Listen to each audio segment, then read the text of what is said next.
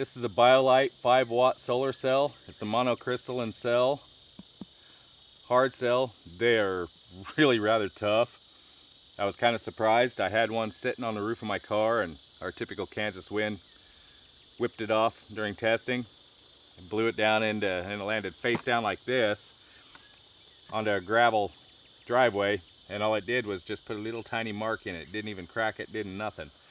That one has since been drowned.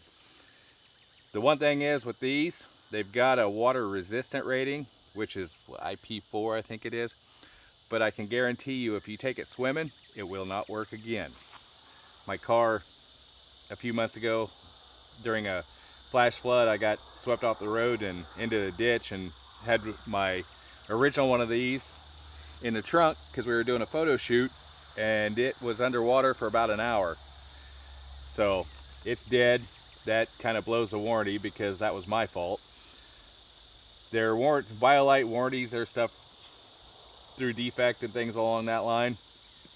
They're a good company to work with. I like their products. This has a 2200 milliamp onboard battery, so it'll charge the battery and you can use it at night, which will charge most phones once roughly.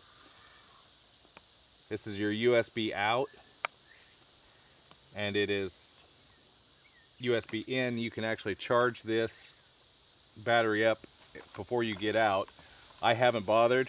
I've noticed with I've got a BlackBerry Priv, and with the BlackBerry I can play a game on it. I was testing it and I had a longer cable charging.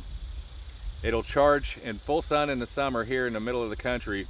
It'll charge, it has enough power, it'll charge the battery while I was playing a game on it. It'll charge it faster than what the phone was using the battery.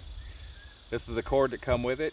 Kind of handy for what it is. If you're gonna have like a cell phone or charging batteries or anything out in the sun, my recommendation is to have it here facing the sun. Put whatever you want behind in the shade. It keeps it, lithium batteries get hot when they charge anyway, so the less heat you can actually inflict them with, the better off you are. This is an analog sundial. When you're facing the sun, there's a dot on the surface with an air gap in between, and on the back there's 4 lines.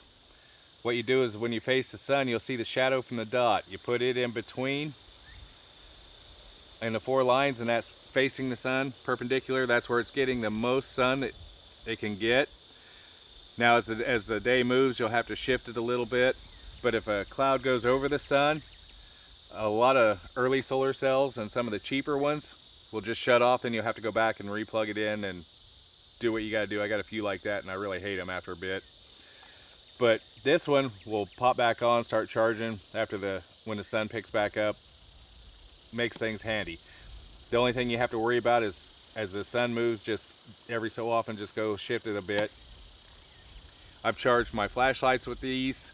What I'm thinking about doing, because this is part of my oh shit gear basically, and I'm gonna put one of these in my pack, maybe 2, but I'm gonna get a tablet case that's that size, make sure I can waterproof it, put these in there, because I will guarantee you, as soon as you don't, Murphy's gonna make sure you go swimming. Now, either a hard case, which will help protect it if you bust your butt, things along that line, roll down a hill, was my idea with a hard case. If not, put them in a dry bag.